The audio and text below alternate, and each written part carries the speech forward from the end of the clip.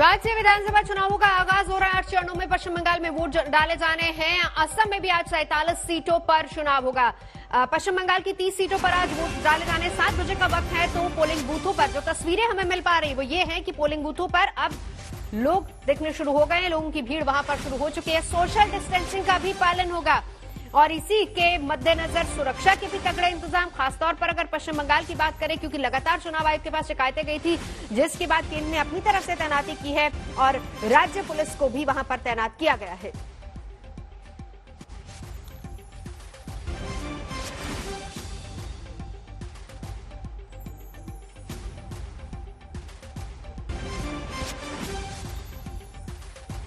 East Midnapore से मेरे सहयोगी अनुपम हमारे साथ जुड़ चुके हैं और बांकुड़ा से सूर्याग्नि। पहले आपके पास आऊंगी, जरा दिखाइए तस्वीरें। लोगों का आना शुरू हो गया है क्या पोलिंग बूथों पर? देखिए, लोगों का आना बांकुड़ा के सालतोरा में यहाँ पे आना तो बहुत टाइम से शुरू हो गया था। यहाँ पे क्यू दिखा दे, कुछ ही देर पहले वोटिंग शुरू हुआ है, 2-3 मिनट पहले 7 बजे एग्जैक्टली यहाँ पे भीड़ इकट्ठा हो चुकी है। लोग रेडी है। यहाँ पे सीनियर सिटीजन भी है, बात करेंगे। काका सकाल सकाल ভোট দিতে চলে এসেছেন, আপনি তো সিনিয়র সিটিজেন, কিরকম এটা লাগছে? ভালো লাগছে। তো আপনি তো প্রচুর ভোট দেখেছেন নিশ্চয়ই, তো এবার কি শান্তিপূর্বক হচ্ছে? হচ্ছে আর সিকিউরিটি আছে? সেন্ট্রাল ফোর্সের সিকিউরিটি আছে? সিকিউরিটি আচ্ছা, এই তো না, সেই দেখে আপনারা সন্তুষ্ট, খুশি? খুশি। तो यहाँ के वोटर्स जो हैं वो कह रहे हैं कि सीनियर सिटीजन से बात की हमने, उनका दावा है कि बहुत वोटें देखी हैं उन्होंने, सिक्योरिटी प्रेजेंस से खुश है और सुबह सुबह ही गांव में देखा जाता है कि सुबह सुबह ही वोटिंग जल्द से जल्द लोग कर देते हैं। यही देखिए 7:10 के आसपास है और यहाँ पे पूरा एकदम लोग रेडी है वोट देने के लिए। अगर हम बांकुड़ा के सालतोरा इलाके की बारे में बात करें, मैं लौटती हूँ क्योंकि बड़ी संख्या में वहां पर कतारें नजर आ रही है, लेकिन ईस्ट मिदनापुर का हाल क्या है? अनुपम जरा तस्वीरें भी दिखाइए। जी बिल्कुल, मैं इस वक्त दक्षिण काथी में खड़ा हुआ हूँ। अधिकारी परिवार का जो बूथ है यही है, प्रभात कुमार कॉलेज है और 191 जो प्रत्याशी हैं उनकी किस्मत का फैसला आज ईवीएम में हो जाएगा। और इस वक्त जो लाइनें दिखा रहा हूं मैं, वो लाइन लगनी शुरू हो चुकी है और सुबह से ही लोग यहाँ पर, बंगाल का जो नियम है, चरित्र है कि सुबह सुबह लोगों की लंबी लाइन लगनी शुरू हो जाती है। गर्मी के दिन है और जो मौसम विभाग है उसने चेतावनी जारी की है कि लू चलेगी आज, तो इसी वजह से लोगों की जो इच्छा है कि सुबह सुबह जब गर्मी कम हो तो वोटिंग यहां पर कर दें। और यहां पर काफी बुजुर्ग भी हैं, 83 वर्षीय एक बुजुर्ग हमारे साथ हैं और ये ठीक से चल भी नहीं पाते हैं, लेकिन आज वोट देने के लिए यहां पहुंच गए हैं। आपका नाम बताइएगा? आपका नाम? श्रीपति खटुआ। आप सुबह सुबह क्यों आए हैं इतनी जल्दी? রোদের জন্য পাচ্ছি না, রোদ হলে সহ্য করতে পারি না। गर्मी की वजह से सुबह सुबह आ गए, लेकिन वोट देना जरूरी है और बंगाल का जो चरित्र है, जो वोटिंग परसेंटेज होती है बहुत ज्यादा होती है और इसी वजह से जो कतारें हम देख रहे हैं, लंबी लंबी कतारें, 6 बूथ हैं यहाँ पर। अधिकारी परिवार का भी इंतजार हो रहा है यहाँ पर। शिशिर अधिकारी, दिव्येंदु अधिकारी, शिशिर शुभेंदु के जो भाई हैं, सौमेंदु अधिकारी, सबका वोट यहीं पर है इसी प्रभात कुमार कॉलेज में। तो फिलहाल जो लाइन है, कतारें हैं, वो काफी लंबी लगनी शुरू हो गई है और वोटिंग जस्ट शुरू होने वाली है। नवजोत। अनुपम बिल्कुल रहिए हमारे साथ। तो ये कांथी इलाके में अनुपम मेरे सहयोगी मौजूद हैं, क्योंकि यहीं पर अधिकारी परिवार भी वोटिंग डालने आता है, अपना मताधिकार का इस्तेमाल करने के लिए आते हैं। इस बीच ये देखिए दिलीप घोष सुबह सुबह अब मंदिर के दर्शन, पूजा पाठ और यहीं से आज के दिन का आगाज होगा। दिलीप घोष की ये तस्वीरें हम आपको दिखा रहे हैं जहां पर वो पहुंचे हैं मंदिर, क्योंकि बड़ा इम्तिहान, 8 चरणों में वोट डाले जाने हैं। पहला चरण है, 30 सीटें हैं पश्चिम बंगाल की जहां पर आज पोलिंग होगी। और इस बीच तस्वीरें हम आपको अलग अलग इलाकों की दिखा रहे हैं जहां पर सुबह सुबह लोगों का पोलिंग बूथों पर पहुंचना शुरू हो गया है। ये दिलीप घोष की तस्वीरें भी दिखा रहे हैं जो मंदिर पहुंचे हैं और शिव आराधना में लीन, और फिर इसके बाद होगी आज के दिन की शुरुआत। तो दिलीप घोष की तस्वीरें जो कि आज पूजा अर्चना के साथ दिन की शुरुआत कर रहे हैं। बहुत अहम है दिन आज, 27 मार्च। 30 सीटों पर वोट डाले जाने हैं। पहला फेज वोटिंग शुरू हो चुकी है, 7 बजे का वक्त।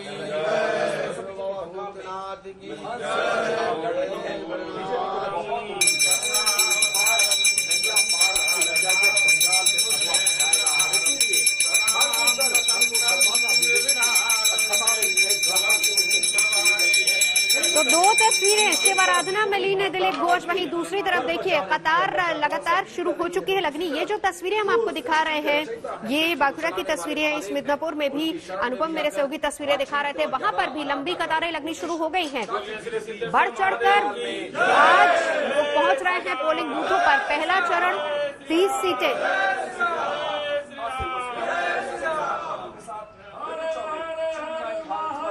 तो 30 सीटें, पहला चरण 15 ऐसी सीटें हैं इसमें जिन पर पूरी तरह से ट्राइबल वोट सबसे ज्यादा असर डालता है। और यही एक बड़ी वजह है 2011 में जंगल महल जिसमें सबसे ज्यादा वोट ममता के लिए गए थे। 2016 में ममता यहीं से 27 सीटें भी जीती थी, कांग्रेस के खाते में 2 गई थी। और वहीं अगर 2019 की बात करें तो पासा पूरी तरह से पलट गया था। और यही एक बड़ी वजह है कि इस बार पूरे कॉन्फिडेंस के साथ बीजेपी कड़ी टक्कर दे रही। ममता मान चुकी है कि इस बार ऑपोजिशन में बीजेपी है, तो इसीलिए ममता और बीजेपी का मुकाबला काफी कड़ा है। इस बीच हम आपको ये तस्वीरें भी दिखा रहे हैं।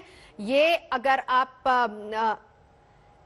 किस किस पार्टी के कितने उम्मीदवार हैं तो आज 29 बीजेपी की तरफ से, 29 टीएमसी की तरफ से और कांग्रेस की तरफ से भी उम्मीदवार और लेफ्ट के उम्मीदवार भी आज मैदान में हैं।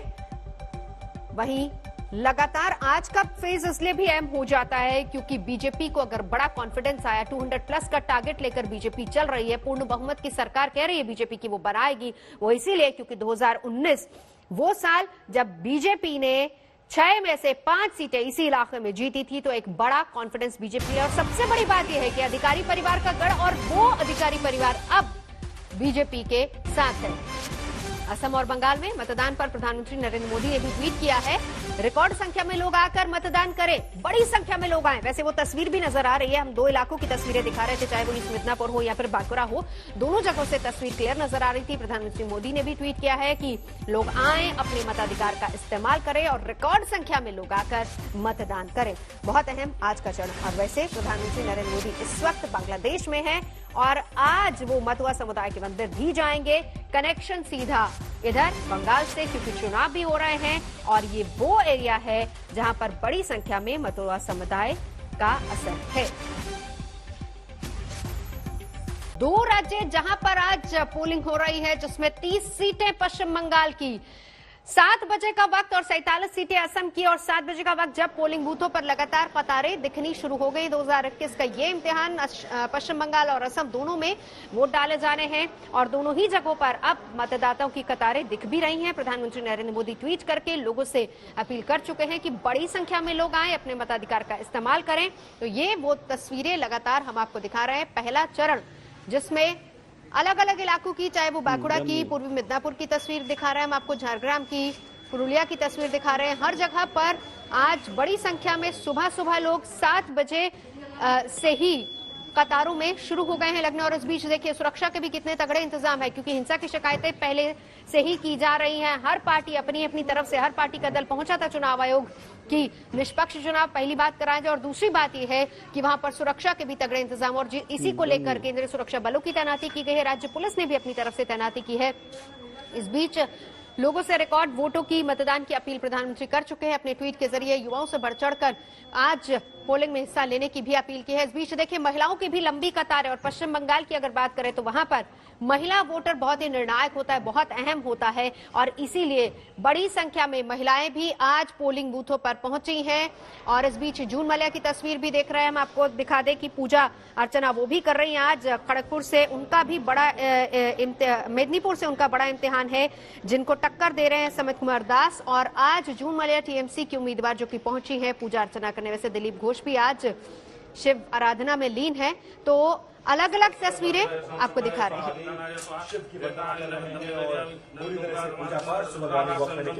और उसके बाद मंदिर में आ चुके हैं, पूजा पाठ कर रहे हैं और पहले चरण के चुनाव अपनी पूजा अर्चना करके आज के दिन की शुरुआत की। पहले चरण का मतदान होने जा रहा है आज। भाजपा कितनी कॉन्फिडेंट फील कर रही है? एकमात्र भाजपा ही कॉन्फिडेंट है, बाकी का देखिए जोट वालों का, सीपीएम कांग्रेस का कोई खोज खबर नहीं है। और दीदी जो पहले कभी आज की चुनाव की 27 सीट जीती थी 30 में से, आज पूरा मामला उल्टा हो गया है और उनकी बातचीत देखिए बुखला गई है, कॉन्फिडेंस लूज हो गया है। उनके कार्यकर्ता जमीन पर नहीं है, वो खुद जितना संभव प्रचार कर रही है और विषय सारा हट गया है। चुनाव का मुद्दा, विकास का मुद्दा नहीं है, टूटा हुआ पैर दिखा करके वो भीख मांग रही वोट की। इसका मतलब वो डर चुकी है, हार चुकी है। और जिस प्रकार से भाषा व्यवहार कर रही हो प्रधानमंत्री, गृह मंत्री से राष्ट्रीय अध्यक्ष जी लेकर के हमारे नेताओं के बारे में, और उनके साथ काम किए हुए लोग जो आज अलग हो गए उनके बारे में इस पर शब्द प्रयोग कर रही है, ये बंगाल के राजनीतिक कल्चर नहीं है। तो हर चुकने की, जो हार मान लेने की मानसिकता है, उससे इस प्रकार हताशा, निराशा का बहिर्प्रकाश हो रहा है। वो कह रही है कि जिस तरह के आपने कमेंट्स किए उनके खिलाफ, उससे आपकी बौखलाहट नजर आ रही है कि आपको लग रहा है कि उनको सिंपैथी का जो वोट है वो मिल रहा है लोगों से। कोई सिंपैथी नहीं उनके बारे में, क्योंकि उन्होंने कभी सिंपैथी नहीं दिखाई। इतनी खून हुई है विपक्ष के लोगों का, इतनी महिलाओं के ऊपर अत्याचार, बलात्कार हुआ है, कभी उन्होंने संवेदना नहीं जताई, कभी दुख प्रकट नहीं किया, उनके परिवारजनों के लिए एक शब्द कभी नहीं बोला है। लोगों ने दीदी को अलग प्रकार से देखते थे, इसलिए उनको 2 बार चुना है। अब लोगों को लग रहा है कोई गलती हो गई है, उसको सुधारने का ये चुनाव आ गया है और उसको पूरा सुधारेंगे। बंगाल की राजनीति को भी लोग। तो दिलीप घोष काफी कॉन्फिडेंट नजर आ रहे हैं। शिव आराधना के बाद आज उन्होंने कहा कि इस बार टीएमसी कहीं नजर नहीं आ रही, कॉन्फिडेंट सिर्फ बीजेपी। बहरहाल बंगाल में पहले चरण की वोटिंग शुरुआत हो चुकी है और जिस वक्त बंगाल में वोट डाले जा रहे हैं, ठीक उसी दौरान प्रधानमंत्री नरेंद्र मोदी भी बांग्लादेश में है। मतुआ समुदाय के संस्थापक हरिचंद ठाकुर के मंदिर में प्रधानमंत्री आज मत्था टेकेंगे और ऐसे में प्रधानमंत्री नरेंद्र मोदी के बांग्लादेश दौरे के भी कई मायने निकाले जा रहे हैं, क्योंकि इधर पश्चिम बंगाल में चुनाव भी है।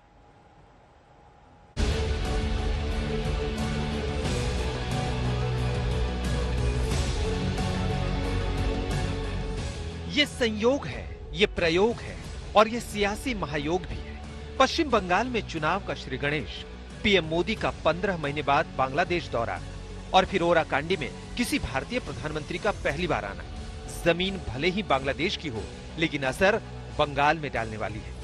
प्रधानमंत्री नरेंद्र मोदी अपने बांग्लादेश दौरे के दूसरे दिन इसी ओराकांडी स्थित ये गोपालगंज इलाके का हिस्सा है। यहाँ पर हरि मंदिर जाएंगे दर्शन करने के लिए। सिक्योरिटी कारणों की वजह से हमें अंदर जाने की परमिशन नहीं मिली है, लेकिन बिल्कुल सामने आपको बता दें हरिचंद ठाकुर की प्रतिमा है, वहां पर वो माल्यार्पण करेंगे और यहाँ पर आकर पूरे के पूरे मतुआ समुदाय को पश्चिम बंगाल में एक बड़ा मैसेज देने की कोशिश प्रधानमंत्री मोदी की ओर से की जाएगी।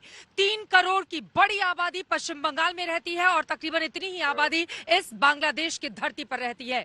यकीनन मतुआ समुदाय को लेकर जो तमाम सवाल खड़े किए जा रहे हैं कि 2021 में ये समुदाय क्या बीजेपी के पक्ष में वोट करेगा या फिर टीएमसी के पक्ष में, लेकिन भारतीय जनता पार्टी इस समुदाय को लुभाने में कोई भी कोर कसर छोड़ना नहीं चाहती।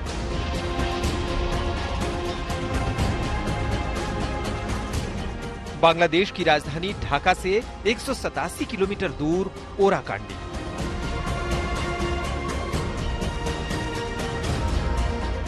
एक खामोश इलाका जहां आज हलचल है। तैयारियां जोरों पर है, सुरक्षा इंतजामों को सख्त किया जा रहा है। इस ऐतिहासिक मंदिर को सजाया संवारा है क्योंकि यहां पीएम मोदी आ रहे हैं। मतुआ समुदाय के लोग मूल रूप से पूर्वी पाकिस्तान यानी मौजूदा बांग्लादेश के रहने वाले माने जाते हैं। बंगाल के मतुआ समुदाय के लोग हरिचंद ठाकुर को भगवान का अवतार मानते हैं, जिनके मंदिर में पीएम मोदी माथा टेकने जाएंगे।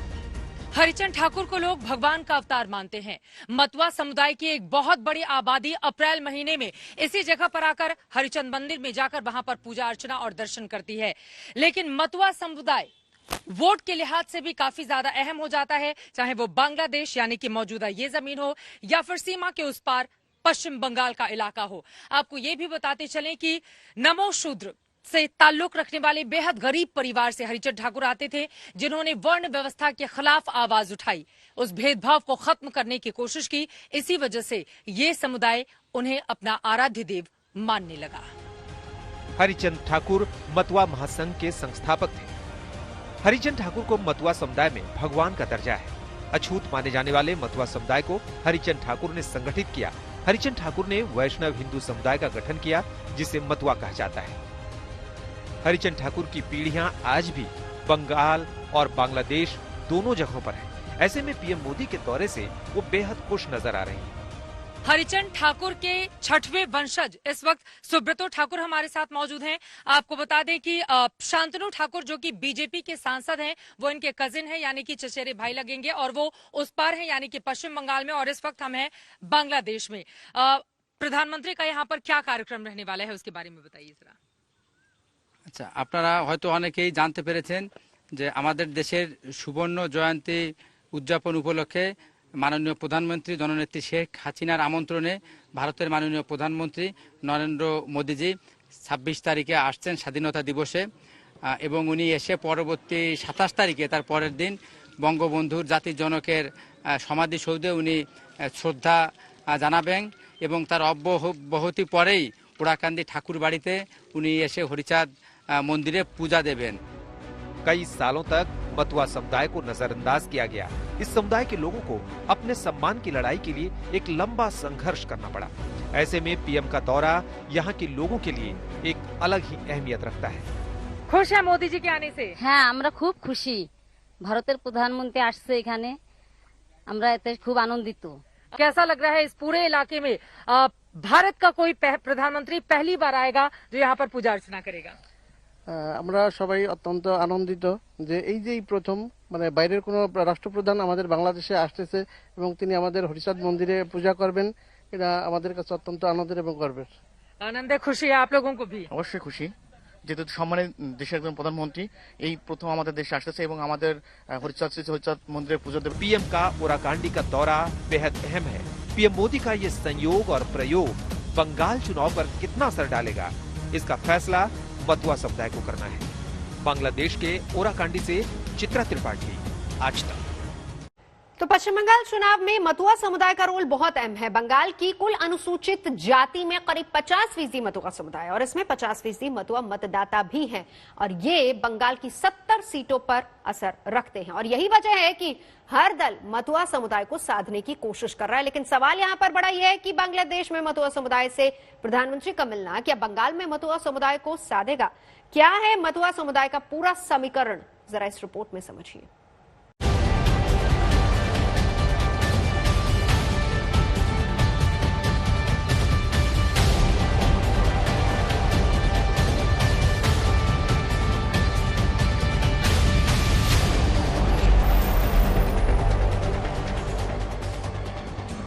प्रधानमंत्री नरेंद्र मोदी के बांग्लादेश दौरे ने पश्चिम बंगाल की सियासत में खलबली मचा रखी है।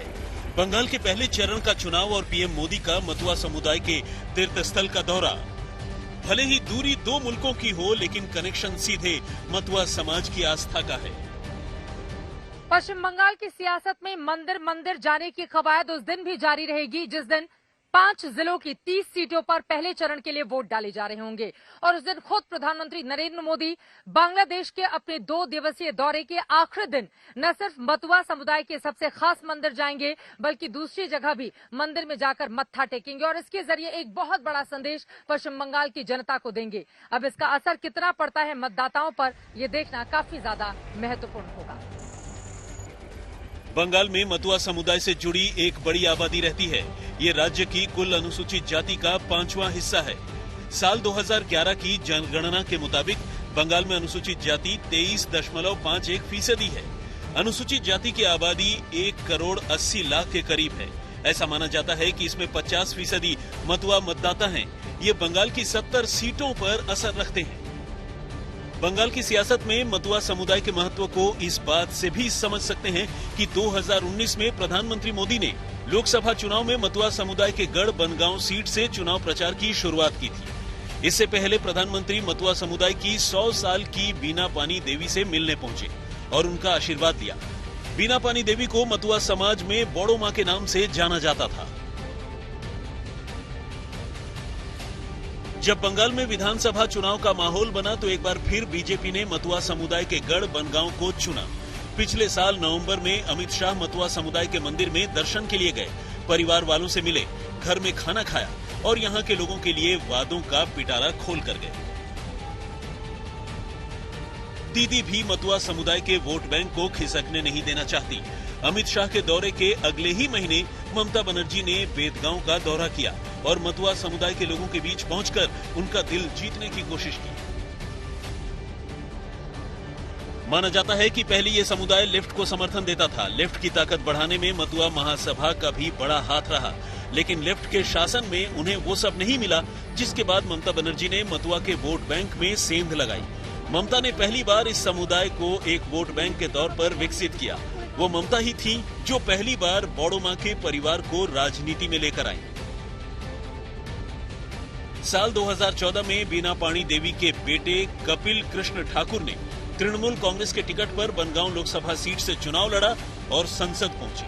साल 2015 में कपिल कृष्ण ठाकुर के निधन के बाद उनकी पत्नी ममता बाला ठाकुर ने उपचुनाव में तृणमूल कांग्रेस के टिकट पर ये सीट जीती थी। लेकिन 2019 आते आते समीकरण बदलने लगे। बीजेपी के सीएए और एनआरसी के कार्ड ने मतुआ समुदाय के लोगों का रुख कमल की तरफ खिसका दिया। राज्य की 42 लोकसभा सीटों में 10 सीटें आरक्षित हैं। इनमें से 4 सीटों पर बीजेपी को जीत मिली थी। वहीं विधानसभा चुनाव की बात करें तो उत्तर 24 परगना और दक्षिण 24 परगना क्षेत्र के आसपास आने वाली 40 सीटों पर मतुआ समुदाय का सीधा असर है। 2016 चुनाव में टीएमसी को मतुआ बहुल 21 में से 18 सीटों पर जीत मिली थी। वहीं सीएए कानून आने के बाद बीजेपी को इन 21 सीटों में से 9 पर अच्छी बढ़त मिल गई। दरअसल मतुआ समुदाय के लोग बांग्लादेश से बंगाल आए थे। ऐसे में इनके सामने नागरिकता एक बड़ा मुद्दा रहा है और अब बीजेपी ने नागरिकता कानून का ऐलान किया तो इस समुदाय ने बीजेपी को हाथों हाथ लिया। अच्छा, ये बताइए, पश्चिम बंगाल में चुनाव हो रहा है तो आप लोगों की भी नजर होगी कि कौन जीतेगा कौन हारेगा, क्या लग रहा है वहाँ पर? इलेक्शन हाँ। वेस्ट बंगाल इलेक्शन, এটা আমরা চাই সে মোদি আবার আসুক, আমাদের জন্য ভালো হবে। আরো मोदी जी आना चाहिए वहाँ पर। হ্যাঁ হ্যাঁ, बीजेपी এবার পশ্চিম বাংলায় আবার সরি ইন্ডিয়াতে আবার বিজেপি ক্ষমতায় আসবে। क्यों चाहते हैं आप लोग? सीएए के मुद्दे को लेकर बीजेपी ने प्रॉमिस किया है कि आप लोगों को नागरिकता दी जाएगी, इस वजह से वहाँ पे रहने वाले लोगों के लिए आप चाहते हैं? আমাদের মতুয়াদের মাঝে তিনি আসতেছে, এতে আমাদের মতুয়া সমগ্র মতুয়ারা সারা বিশ্বের মতুয়ারা তার প্রতি একটা শ্রদ্ধা রেখে এবং তার দলকে সম্মান জানিয়েই তার দলে করবে, ভোট দিবে। अच्छा, আমরা আশা করছি এটা। आपको भी आशा है? बीजेपी या टीएमसी? यस, बीजेपी ने बोड़ो मां के छोटे बेटे मंजुल कृष्ण ठाकुर को बीजेपी में शामिल किया। 2019 में बीजेपी ने मंजुल कृष्ण ठाकुर के बेटे शांतनु ठाकुर को बनगांव से टिकट दिया और वो जीतकर सांसद बन गए।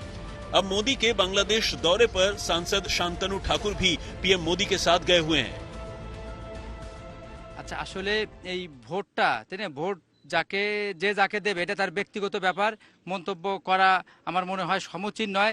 এটা যার যেটা ভালো লাগে সেই তাকে ভোট দেবে, কিন্তু একথা নিশ্চিত রূপে বলা যায় যে ওরাকান্দি ঠাকুর বাড়িতে ভারতীয় প্রধানমন্ত্রী, উনি বিজেপির শীর্ষ পর্যায়ের একজন নেতৃত্ব দানকারী, উনি ঠাকুর বাড়িতে আসলে ইন্ডিয়ার যারা মতুয়া, পশ্চিমবঙ্গ সহ বিভিন্ন রাজ্যে যে মতুয়া ভক্ত আছে, মতুয়া ভোটার আছে, এরা নিঃসন্দেহে আমি বলতে পারি কে কাকে ভোট দেবে তার ব্যাপার হলেও তাদের মনের মণিকোঠায় একটা জায়গা করে নেবেন মোদিজি, এটা আমার কাছে মনে হয়।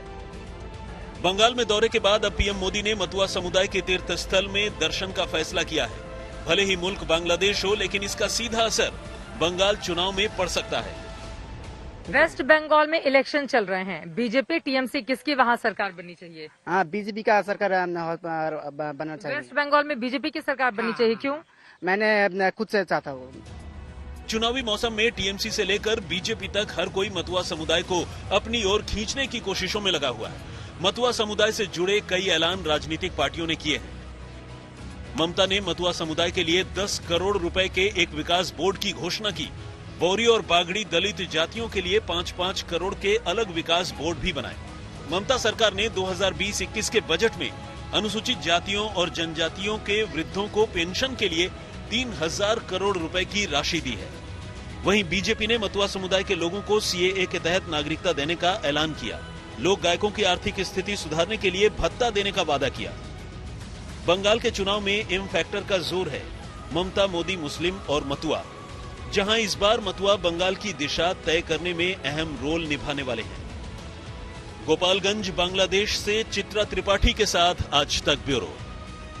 और अब बात करते हैं बांग्लादेश में प्रधानमंत्री नरेंद्र मोदी की गोल्डन जुबली कूटनीति की। प्रधानमंत्री ने ढाका में बांग्लादेश के स्वतंत्रता संग्राम के नायक शेख मुजीबुर रहमान को मरणोपरांत गांधी शांति पुरस्कार से सम्मानित किया और इसी मौके पर प्रधानमंत्री नरेंद्र मोदी ने पूर्व प्रधानमंत्री इंदिरा गांधी को भी याद किया और भारतीय सेना के गौरव को नमन किया।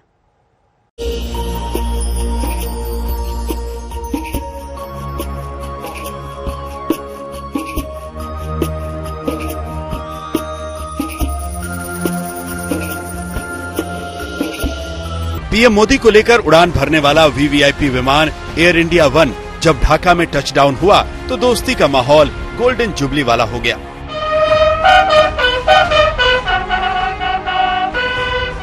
बांग्लादेश को दुनिया के नक्शे में उतारने वाले भारत के प्रधानमंत्री का स्वागत भव्य था। हजरत शाहजलाल इंटरनेशनल एयरपोर्ट पर रेड कारपेट वेलकम हुआ। पीएम मोदी के स्वागत के लिए बांग्लादेश की प्रधानमंत्री शेख हसीना खुद मौजूद थी। बांग्लादेश की सेना गार्ड ऑफ ऑनर दे रही थी।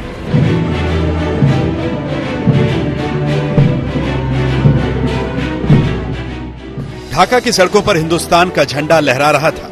पीएम मोदी की तस्वीर और कटआउट से रास्ते पटे पड़े थे। 50 साल बीत गए। आज के दिन ही 1971 में भारतीय सेना की जीत के साथ पूर्वी पाकिस्तान का हिस्सा आजाद होकर बांग्लादेश के रूप में दुनिया के नक्शे पर आया था। भारत की भूमिका इस युद्ध में क्या थी, ये सबको मालूम है। भारतीय सेना के अदम्य साहस, पूर्व प्रधानमंत्री इंदिरा गांधी की कूटनीति और शेख मुजीबुर रहमान के नेतृत्व में बांग्लादेश की स्वाधीनता की यात्रा, इसी का नतीजा था कि पाकिस्तान का सूरज बांग्लादेश में अस्त हो गया था। पीएम मोदी ने इस पूरे संघर्ष को याद किया। मैं आज भारतीय सेना के उन वीर जवानों को भी नमन करता हूं जो मुक्ति युद्धों में बांग्लादेश के भाई बहनों के साथ खड़े हुए थे, जिन्होंने मुक्ति युद्ध में अपना लहू दिया, अपना बलिदान दिया और आजाद बांग्लादेश के सपने को साकार करने में बहुत बड़ी भूमिका निभाई। तत्कालीन प्रधानमंत्री श्रीमती इंदिरा गांधी जी के प्रयास और उनकी महत्वपूर्ण भूमिका सर्वविदित है। पीएम ने बताया कि बांग्लादेश की आजादी का आंदोलन उनके जीवन के पहले आंदोलनों में से एक था। बांग्लादेश की आजादी के लिए संघर्ष में, उस संघर्ष में शामिल होना मेरे जीवन के भी पहले आंदोलनों में से एक था। मेरी उम्र 20-22 साल रही होगी जब मैंने और मेरे कई साथियों ने बांग्लादेश के लोगों की आजादी के लिए सत्याग्रह किया था। बांग्लादेश की आजादी के समर्थन में तब मैंने गिरफ्तारी भी दी थी और जेल जाने का अवसर भी आया था। यानी बांग्लादेश की आजादी के लिए जितनी तड़प इधर थी उतनी ही तड़प उधर भी थी। बांग्लादेश भारत का स्वाभाविक मित्र है। इतिहास एक है, विरासत एक है, चुनौतियां एक हैं। बंगाल की खाड़ी में बांग्लादेश की खास रणनीतिक पोजीशन है। चीन पिछले कई वर्षों से बांग्लादेश पर डोरे डाल रहा है। ऐसे में भारत बांग्लादेश के साथ अगले 25 सालों की कूटनीतिक यात्रा को लॉक करना चाहता है और साथ ही विस्तारवाद और आतंक को जवाब देना चाहता है। दोनों ही देशों के लिए 21वीं सदी में अगले 25 वर्षों की यात्रा बहुत ही महत्वपूर्ण है। हमारी विरासत भी साझी है, हमारा विकास भी साझा है, हमारे लक्ष्य भी साझे हैं, हमारी चुनौतियां भी साझी हैं। बांग्लादेश को इस बात का गर्व है कि भारत उसकी आजादी के संघर्ष में साथ था और आज 50 साल बाद जश्न में भी साथ है। एयरपोर्ट से लेकर शहीद स्मारक और नेशनल परेड स्क्वायर तक पीएम मोदी जहां भी गए, बांग्लादेश की तरफ से उन्हें बहुत आदर और सम्मान मिला। भारत माता की जय, भारत माता की जय। एक एक करके तस्वीरों पर गौर करिए।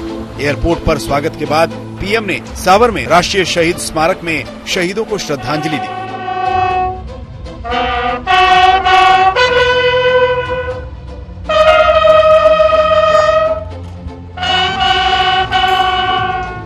पीएम मोदी ने विजिटर बुक पर 12 लाइन का संदेश लिखा, जिसमें उन्होंने बांग्लादेश मुक्ति संग्राम के शहीदों और लाखों लोगों के संघर्ष को याद किया और ये संदेश दिया कि इस मुक्ति संग्राम की लौ हमेशा सत्य की विजय का प्रतीक बनकर लोगों के मन में जलती रहेगी और शहीदों के सम्मान और याद में एक पौधा भी लगाया।